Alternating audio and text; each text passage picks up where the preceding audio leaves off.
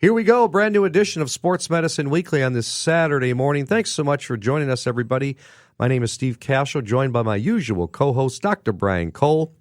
He is the head team physician for the Chicago Bulls and one of the co-team physicians for the Chicago White Sox, amongst other teams, and sports medicine specialist, orthopedic surgeon from Midwest Orthopedics at Rush. Our website is sportsmedicineweekly.com. Doc Cole, how are you? I'm great, Steve. Great to see you this morning. Well, we got right on topic here because nothing hotter in sports, I think, right now than, besides the Cubs injuries, but turn to football and the NFL quarterbacks going down. Drew Brees and Brent Roethlisberger and Nick Foles a couple weeks ago. I'm going to start with the Roethlisberger injury, the Pittsburgh Steelers quarterback. MRI in his right elbow last Sunday evening, determined by the Steelers medical team that surgery would be required. They're thinking maybe a Tommy John surgery. Yeah, it's crazy. I mean, to my question, and what all my friends are asking me, I mean, ask Dr. Cole this, they're telling me, Steve, you know, is it how unusual is this for a football quarterback to have a Tommy John compared to a baseball pitcher? It's very rare. Like, you know, it's estimated that about a third of all baseball pitchers and then Major League Baseball have had or are veterans of Tommy John. So clearly, you'd basically have to go to the internet, which I've done. There's maybe 2 or 3 quarterbacks that are listed that have had Tommy John problems. It's extremely rare, and I think the main reason is that the mechanics are so different. You know, arguably throwing a football is repetitive, but it's nothing like repetitive throwing, the angular velocity you get when throwing a baseball. You know, certainly the forces are insane with a football and the distance, but that's like an acute overload situation, which obviously that's where the ligament can fail. But with baseball, it's often attritional or repetitive over time that weakens the ligament. And, you know, you're dealing with frequency of throwing a very small ball, and you're throwing it 90-plus miles per hour, and you're doing it sometimes, 80, 90, 100 times, depending on where you are in the cycle. So it's it really is a different entity compared to throwing a football. That's why we just don't hear about it. So it's a shame because, it's not like we got a dozen quarterbacks on a football team. It can really paralyze an organization by losing their quarterback to this because the recovery time is probably going to be just like a baseball player, maybe a little bit less. Maybe you got 6-8 months, not 8 to 12 months to get your performance back, but it could take that long. So it's really a shame. And then Drew Brees, of course, one of the great quarterbacks in the NFL and future Hall of Famer for the New Orleans Saints. Okay, here's what happens to him. Injury during the first quarter last Sunday between the Saints and Rams.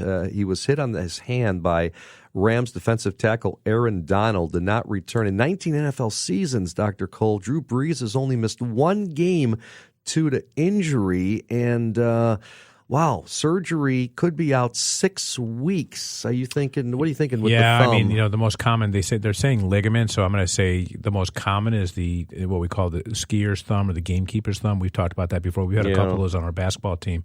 They're a little bit hard to diagnose. There's some decision-making of whether or not to repair. Sometimes you get a little wiggle room to say, look, should we repair this or can we let him try to play with it?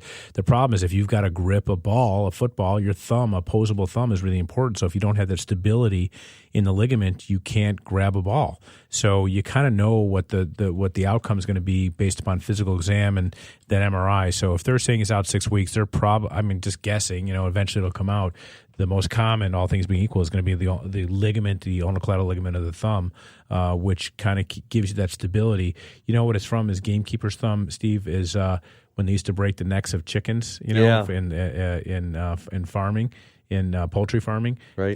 These guys would do it, thousands of times a day, and then they would wear out the ligament of the thumb, called a gamekeeper's thumb. Oh wow! So anyway, it's a tough injury, and it's going to be a bit for recovery if that's the case. And then Nick Foles, Jaguars quarterback, this happened a couple weeks ago, hit by a defensive tackle, second drive of the game, broken left clavicle. He is right-hand dominant, but same side he broke in 2014. Underwent surgery, repair a broken left collarbone, and a clean, straightforward break, and targeting a Week 11 return. So it's dangerous out there, isn't it? Well, it's a collision sport. It's like getting hit by a car every time. I mean, look, this is the one sport where you see career-ending injuries sometimes every single week, So it's awful. Clavicle fractures are a tough one, too, because I think, as you may have mentioned, he had one before that may not have been treated surgically. And I would say that the standard now, depending on the clavicle fractures, is surgical repair. And you can sometimes get a guy back faster with surgery than non-surgery. So I'm not sure where the decision-making is there. I don't know the fracture configuration, but I've been pretty involved with some of the science in clavicle fractures, actually helping design a new plate that's really low profile and super strong. And the hope is that we can get someone back faster and sooner. I see biking accidents on a pretty regular basis with clavicle fractures. That's one of the most common things I see. And in the summer, that's kind of a weekly thing. There are times where I'm repairing a clavicle each and every week from a bike injury. Really? Yeah. But, the good news is the best night of sleep they get after the clavicle fracture is the day they get it fixed. I mean, it's really brutal. It is super painful. And the night you fix it, after you fix it, they feel great. They're sore, but they feel great because you don't have this strut that's overlapping and moving around and is extraordinarily painful otherwise. Any other football injuries you're seeing at Midwest Orthopedics at Rush? No, well, we've had a rash of. I'm getting a number of high school kids now with ACL tears. So last Monday we had 4 acute ACL injuries for high school football players. Devastating. It's awful. I mean, because these kids, what's really, what's the biggest challenge is these kids are coming in and they need film. So if they're juniors or seniors, they need film for college. So the stress is on for the these recruiters. Kids. Yeah, the stress is on for a lot of these kids to get into college. So obviously academics are important, but many of these kids have aspirations of playing college level football, and about half are D3, and I get a number of kids who are D1, and it's devastating. Usually by the time they get to me, they know what they have. So the drama's been. They went through the drama, but I can tell you there's nothing more challenging, at least in my office emotionally, as a kid who's just finding out they have an ACL tear.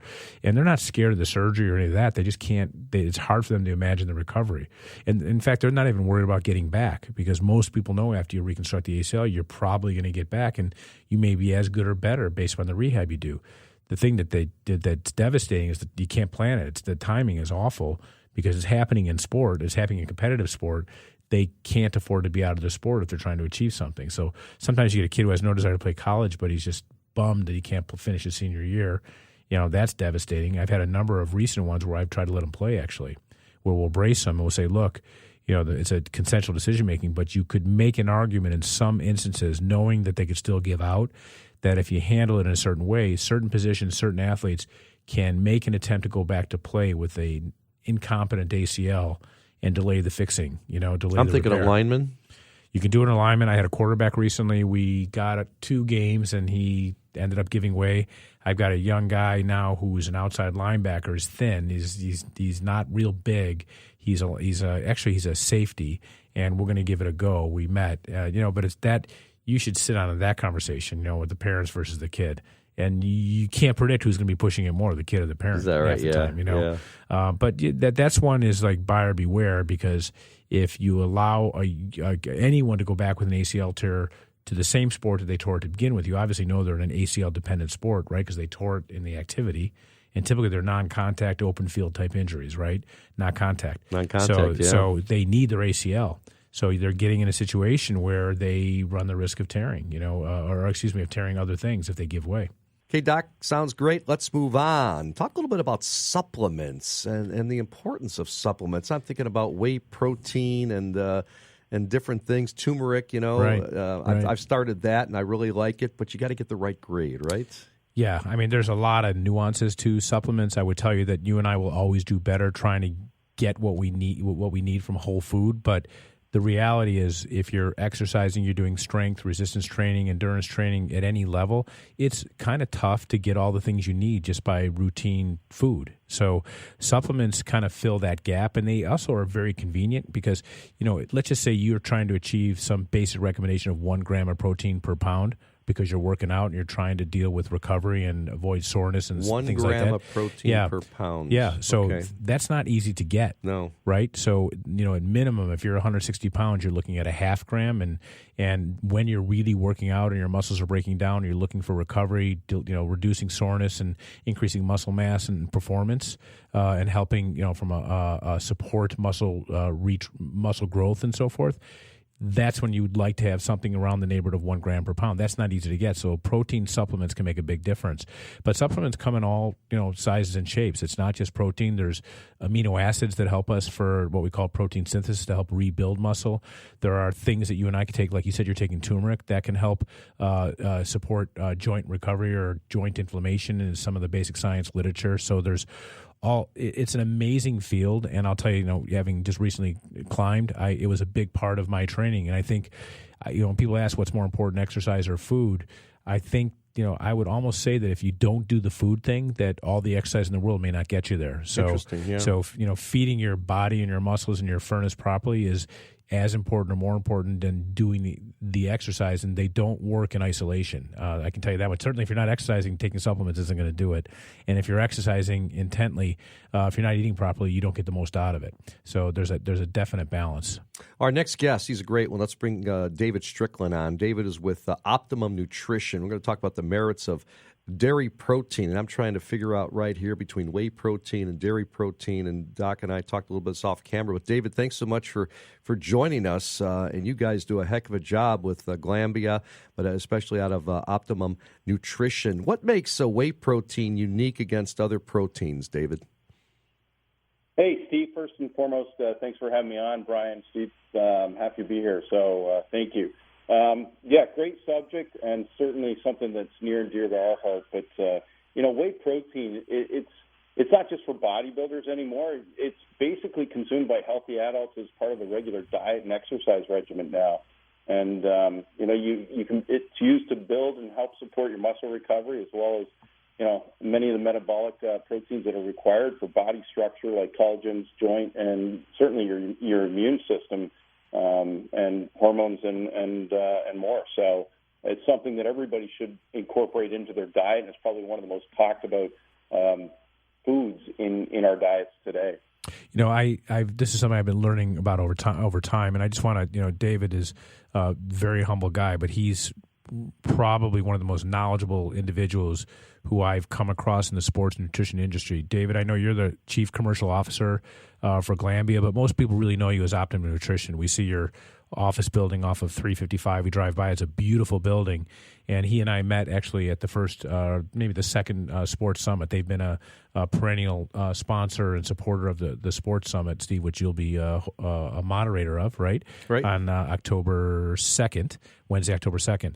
So he's going to be present as well and as a speaker.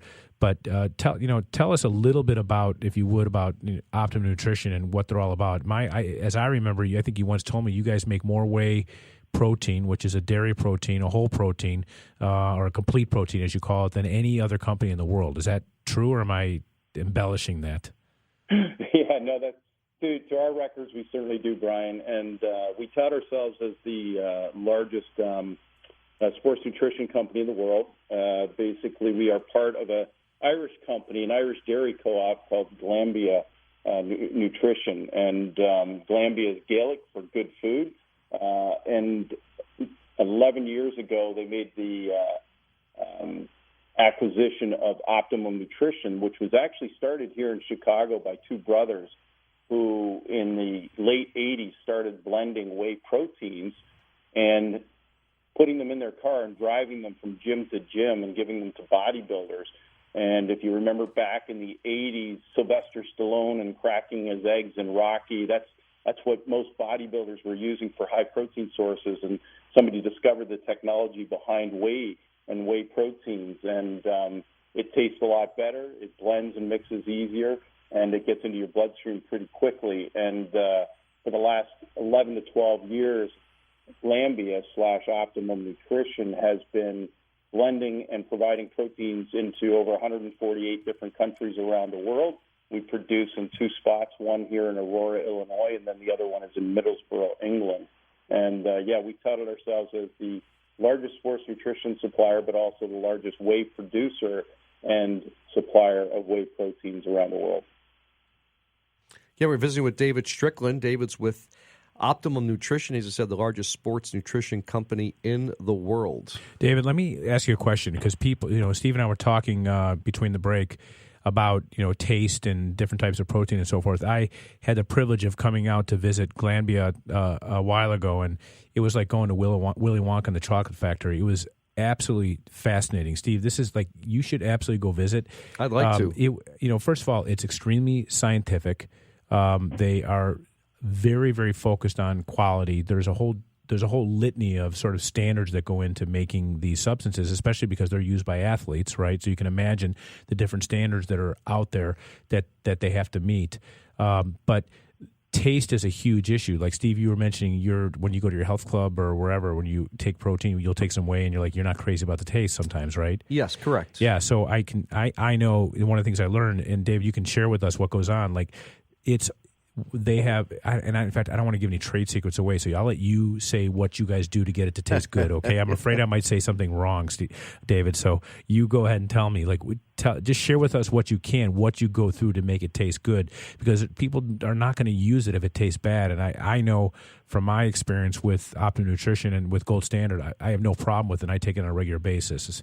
So what do you do to make it taste good? Well, we can't tell you all of our secrets, Brian, but I can tell you that we focus very heavily on quality and consistency, and that's probably one of the biggest differences between our brands and several of our competitive brands.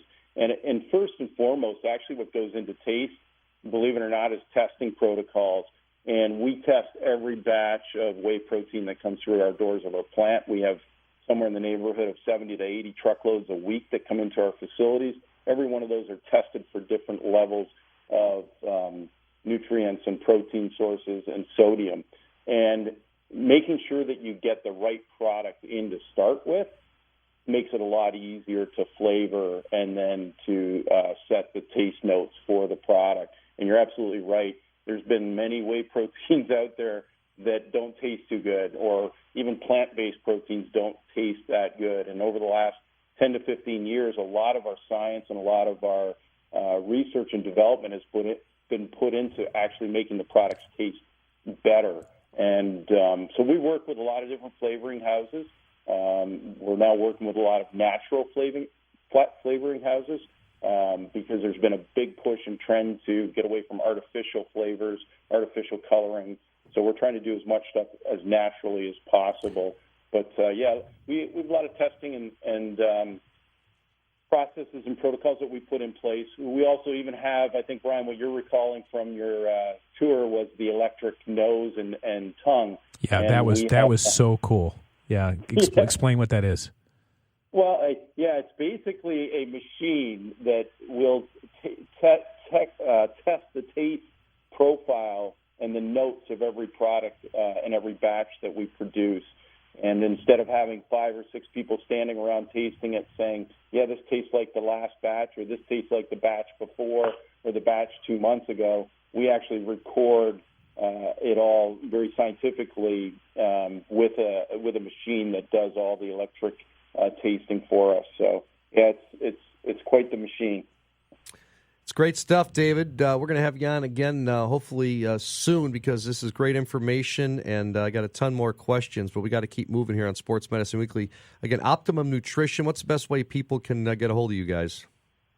Well, actually, we sell through many locations, but you can try us get us at GNC. It's Optimum Whey Gold Standard, at GNC Vitamin Shop, or online at Amazon.com. Or even in Walmart stores, you'll find we've got product in there now as well. So, absolutely. Steve, Brian, thanks very much for the time on the show today, and enjoy some Gold Standard whey protein when you get a chance, and recover very quickly. There you go. We will. David Strickland from Optimum Nutrition and Glanbia Performance Nutrition. Let's take a break. Come back with more Sports Medicine Weekly on our Ask the Doctor segment after this, only on 670 The Score. Back here on the Saturday morning Sports Medicine Weekly, Steve Cashel, Dr. Brian Cole. Time now for the staple of our show. It's our Ask the Doctor segment, giving our listeners the opportunity to have Dr. Cole address their specific sports injury issues. You want to get involved? Very easy. Go to our website, sportsmedicineweekly.com, and on the homepage, you'll see the picture of Dr. Cole and yours truly on the right side of the screen. Click on that link, and you can ask the doc a question. Ready, Doc? Here we go. I'm in. First one. What is the difference, Dr. Cole, between open and closed chain exercise? What is each type of exercise indicated?